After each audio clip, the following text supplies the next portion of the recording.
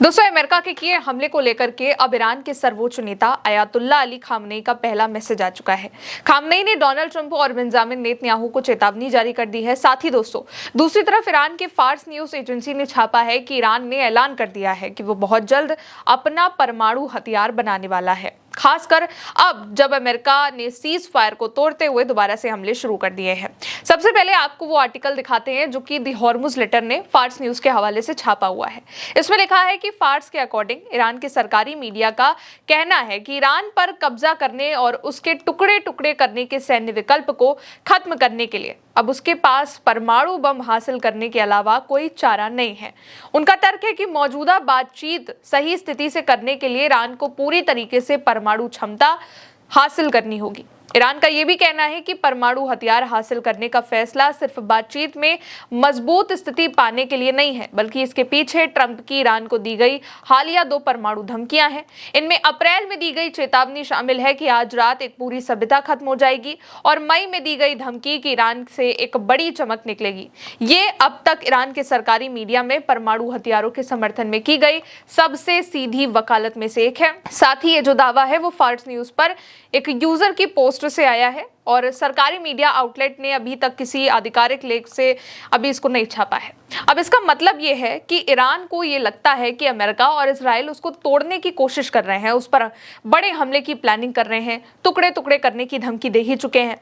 अब ईरान कहता है कि दुनिया से बातचीत करते वक्त मजबूत बनने के लिए उसको पूर्ण परमाणु क्षमता यानी कि परमाणु बम हासिल करनी होगी, ताकि कोई भी उस पर आसानी से हमला नहीं कर सकेगा और एक डर बना रहेगा। ईरान का जो परमाणु कार्यक्रम है वो कई दशकों से इंटरनेशनल राजनीति का एक बहुत बड़ा मुद्दा रहा है।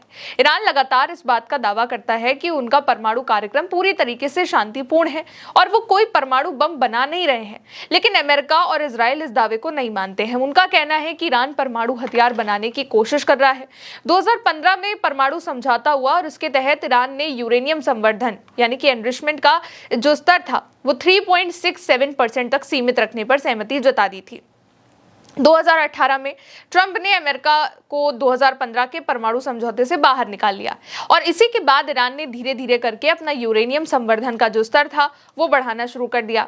अब अंतर्राष्ट्रीय परमाणु ऊर्जा एजेंसी यानी कि IAEA के मुताबिक जून 2025 तक ईरान के पास 60% तक हाईली एनरिच्ड यूरेनियम है, और उसके पास 60% संवर्धित यूरेनियम का करीब 400 किलोग्राम भंडार है, जिससे बहुत आसानी से परमाणु हथियार बन सकते हैं। बड़ी बात यह है कि अंतर्राष्ट्रीय परमाणु ऊर्जा एजेंसी का ये जो आकलन है वो जून 2025 का है, और अभी जो चल रहा है साल वो है 2026। इसलिए कई हद तक ये भी माना जाता है कि अब ईरान का जो परमाणु एनरिचमेंट है वो कई ज्यादा हो चुका होगा, यूरेनियम एनरिचमेंट 60% से भी ज्यादा, और इससे बहुत आसानी से हथियार बनाए जा सकते हैं, एटम बम तैयार किए जा सकते हैं। अब अमेरिका फिर से यही चाहता है कि ईरान अपना जितना भी यूरेनियम है वो नष्ट कर दे, लेकिन ईरान इसके लिए तैयार नहीं है, और अब ईरानी मीडिया ये कह रहा है कि ईरान के पास परमाणु हथियार होना बहुत जरूरी है। तो अभी जो ईरान की और अमेरिका की जो MOU डील चल रही है उसमें भी यही जिक्र है कि जब ये 60 दिनों का समझौता कंप्लीट होता है तो ईरान इस बात के लिए इस शर्त को मानेगा अमेरिका की कि वो 20 साल तक अपना यूरेनियम संवर्धन रोक देगा। अभी इसको लेकर के बहुत खटपट है। अब इसके अलावा मुश्तबा खामनेई का भी फरमान आ गया है। इस्लामिक क्रांति के नेता अयातुल्लाह सैयद मुश्तबा खामनेई ने न्यायपालिका सप्ताह के मौके पर एक संदेश जारी किया है और कहा है कि ईरानी लोगों के खिलाफ अमेरिका और इजराइल द्वारा किए गए अपराधों के मामलों को राष्ट्रीय और अंतर्राष्ट्रीय अदालतों में मजबूती से आगे बढ़ाया जाना चाहिए।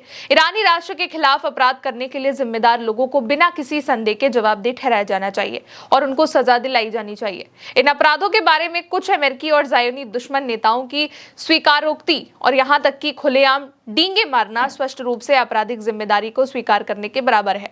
यानी कि यहाँ पर मुश्तबा खामनेई इस बात को कहना चाह रहे हैं कि जिस तरीके से अमेरिका और इजराइल ने ईरान के लोगों पर हमला किया, ईरान पर युद्ध थोपा, वो एक जुर्म है, और जिस तरीके से ये दोनों इसके लिए गर्व करते हैं कि हाँ हमने हमला किया, ये खुद में एक ऐसा है कि वो अपना जुर्म कबूल कर रहे हैं और इसके लिए उनको जवाबदेह ठहराया जाना चाहिए। इसके अलावा इन बयानों में ईरानी राष्ट्र से छीने गए अधिकारों को वापस पाने के लिए एक मजबूत आधार तैयार किया गया, ये भी कहा गया। साथ ही ईरान की न्यायपालिका से कहा कि वो देश के उन अधिकारों को वापस पाने और बहाल करने के लिए कदम उठाएं जिनका उल्लंघन पिछले साल से अमेरिका और इजराइल के आक्रामक युद्ध की वजह से हुआ है।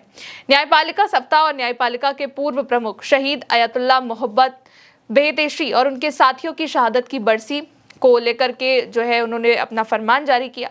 अयातुल्लाह खामनेई ने कहा कि इस वक्त पूरी ईरानी जनता के सामने सबसे जरूरी कानूनी और न्यायिक मुद्दों में से एक है अंतर्राष्ट्रीय अपराधियों और अहंकारियों व आक्रामक ताकतों द्वारा छीने गए अधिकारों को वापस पाना और उनको बहाल करना। खामनेई ने कहा कि ईरानी लोगों के अधिकारों की रक्षा का दायरा केवल व्यक्तिगत कानूनी मामलों तक नहीं है, बल्कि इसमें विदेशी हमलावरों द्वारा किए गए अपराधों के खिलाफ देश के सामूहिक अधिकारों की रक्षा करना भी शामिल है। अयातुल्लाह खामनेई ने कहा कि अंतर्राष्ट्रीय अपराधियों और वैश्विक हमलावरों द्वारा छीने गए अधिकारों के लिए कानूनी कार्रवाई करना खासकर पिछले साल से न्यायपालिका की सबसे अहम जिम्मेदारियों में से एक भी है। कहा कि ईरान